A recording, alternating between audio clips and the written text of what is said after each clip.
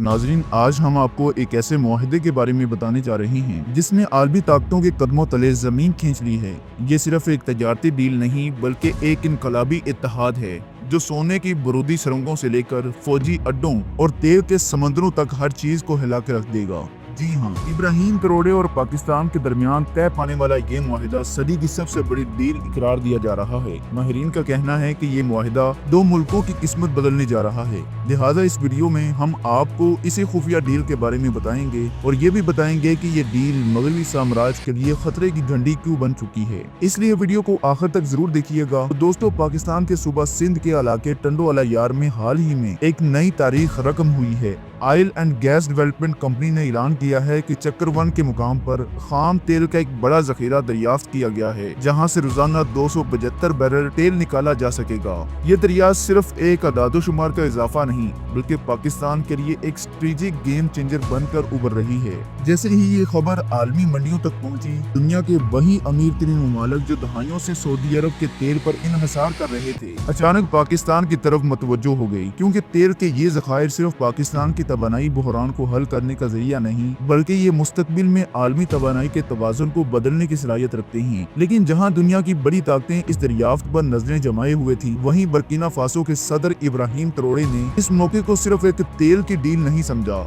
बल्कि एक इनकलाबी मौके के तौर पर पहचाना। इब्राहिम ट्रोड़े जानते हैं कि तेल सिर्फ ईंधन नहीं बल्कि आलमी मुईशत का वो हथियार है जिसने दहाइयों से मगरबी ताकतों को दुनिया पर मुसल्लत कर रखा है। इसलिए उन्होंने मगरबी ममालिक की बड़ी बड़ी मल्टीनेशनल कंपनियों को साफ जवाब दे दिया है कि बर्किना फासो अब अपनी तकदीर खुद लिखेगा, और इसके लिए उन्होंने अपने हाथ किसी मगरबी ताकत की तरफ नहीं फैलाए बल्कि पाकिस्तान की तरफ बढ़ाए हैं। इब्राहिम ट्रोड़े ने पाकिस्तान के साथ एक खुफिया मुआहिदा तय किया है, एक ऐसा मुआहिदा जो दुनिया के सामने आने के बाद ग्लोबल इकोनॉमिक ऑर्डर को झंझोड़ कर रख देगा। इस मुआहिदे के तहत बर्किना फासो पाकिस्तान से बराह रास्त खाम तेल खरीदेगा। इब्राहिम ट्रोड़े ने पाकिस्तान के इस तेल से फायदा उठाने के लिए जो मंसूबा बनाया है वो सिर्फ तिजारत तक महदूद नहीं बल्कि ये बर्किना फासो की तकदीर बदलने का मंसूबा है। इब्राहिम का ख्वाब है कि बर्किना फासो, जो आज तक एक ज़रई और गरीब मुल्क समझा जाता था, कल को अफ्रीका का इंडस्ट्रियल पावर हाउस बने। वो पाकिस्तान से बराह रास्त खाम तेल खरीद कर अपनी सरजमीन पर बर्किना फासो की पहली जदीद ऑयल रिफाइनरी कायम करने जा रही हैं, जहां तेल को मुकामी सतह पर रिफाइन करके पेट्रोल, डीजल और सनती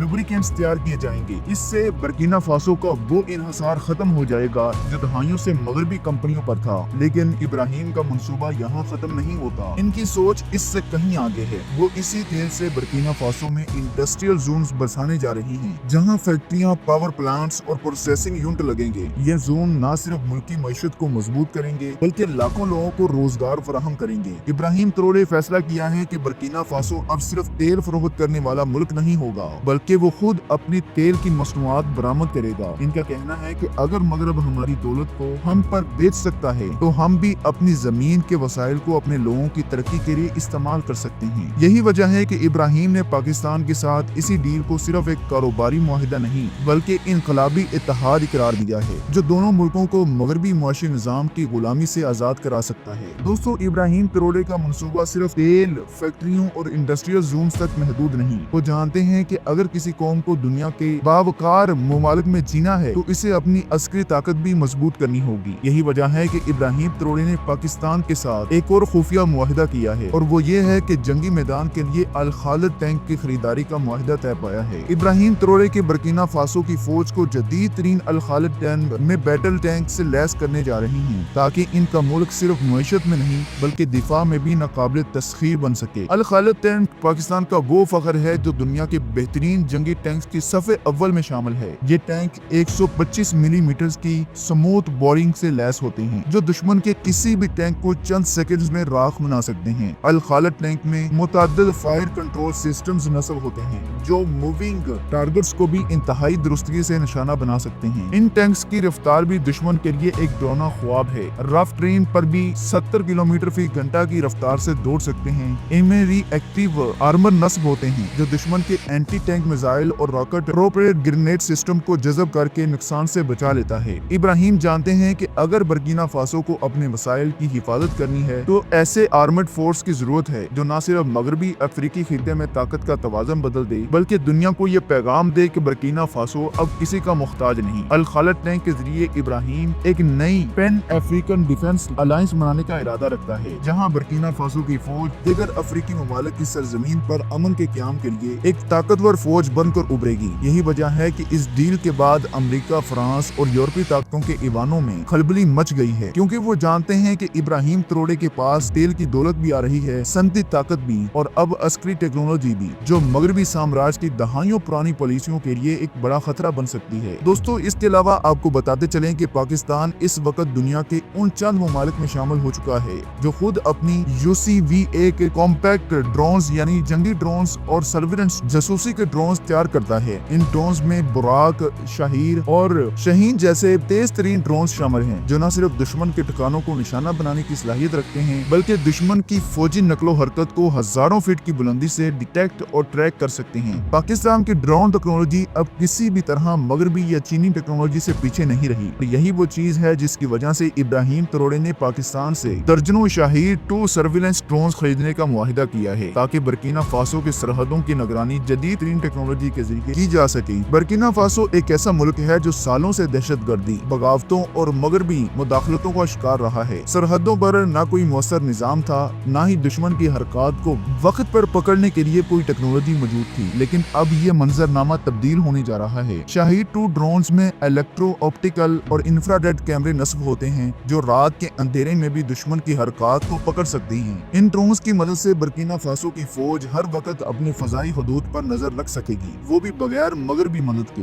یہ کہانی یہی ختم نہیں ہوتی۔ ابراہیم تروڑے نے پاکستان سے براق کمبیٹ ڈرون بھی خریدنے کا فیصلہ کیا ہے۔ یہ وہ ڈرونز ہیں جو لیزر گائیڈڈ میزائل سے لیس ہوتے ہیں جو دشمن کے ٹھکانوں کو سیکنڈز میں تباہ کرنے کی صلاحیت رکھتے ہیں۔ براق ڈرون کو پاکستان نے دہشت گردوں کے خلاف کامیابی سے استعمال کیا ہے اور یہی کامیابی اب برکینا فاسو میں دہرائی جانے والی ہے۔ ابراہیم کا منصوبہ ہے کہ ان ڈرونز کی مدد سے ملک کے اندرونی باغی گروہوں، دہشت گرد تنظیموں اور مغربی ایجنٹوں کے خفیہ ٹھکانوں کو نشانہ بنایا جائے۔ برکینا فاسو کی زمین پر وہ وقت آ چکا ہے جہاں دشمن کو نہ زمینی حملے کا موقع ملے گا نہ فضائی حملے کا، کیونکہ ہر حرکت پر شاہیر اور براق کی نظر ہوگی۔ یہ تمام ڈرونز برکینا فاسو میں ایک ڈرون کمانڈ سینٹر سے کنٹرول کیے جائیں گے جو ابراہیم تروڑے پاکستان کی مدد سے تعمیر کروانے جا رہی ہیں۔ یہ کمانڈ اینڈ کنٹرول سینٹر نہ صرف برکینا فاسو بلکہ پورے مغربی افریقہ میں ایک فضائی نگرانی کا نیٹ ورک قائم کرے گا۔ ابراہیم کا خواب یہ ہے کہ برکینا فاسو مالی، نائجر اور دوسرے پڑوسی ممالک کے لیے ایک فضائی سیکیورٹی شیلڈ فراہم کرے تاکہ مغربی طاقتوں کی مداخلت کو جڑ سے اکھاڑ دیا جائے۔ یہ تمام منصوبے صرف ایک دفاعی معاہدہ نہیں بلکہ ایک نیا گلوبل ساؤتھ اتحاد بنانے کی تیاری ہے جہاں ابراہیم تروڑے پاکستان کے ساتھ مل کر دنیا کے پاور بیلنس کو چیلنج کر رہی ہیں۔ دنیا کے طاقتور ممالک کے لیے یہ خطرے کی گھنٹی ہے کہ افریقہ میں اب ایک ایسا ملک ابھر کر سامنے آیا ہے جو تیل انڈسٹری اور اب عسکری ٹیکنالوجی میں خود مختار ہو کر مغرب کے نیو ورلڈ آرڈر کو الٹ دینے کی صلاحیت رکھتا ہے۔ تو دوستو آپ کو ابراہیم تروڑے کا یہ منصوبہ کیسا لگا؟ کمنٹ سیکشن میں ہمیں لازمی بتائیں۔ اس ویڈیو کو لائک کریں اور چینل کو سبسکرائب کرنا مت بھولیے گا کیونکہ دوستو یہ صرف ایک ویڈیو نہیں، یہ ایک انقلاب کا پیغام ہے جو ہم سب کو یاد رکھنا ہے۔ اللہ ہم سب کا حامی و ناصر ہو۔ السلام علیکم ورحمۃ اللہ وبرکاتہ۔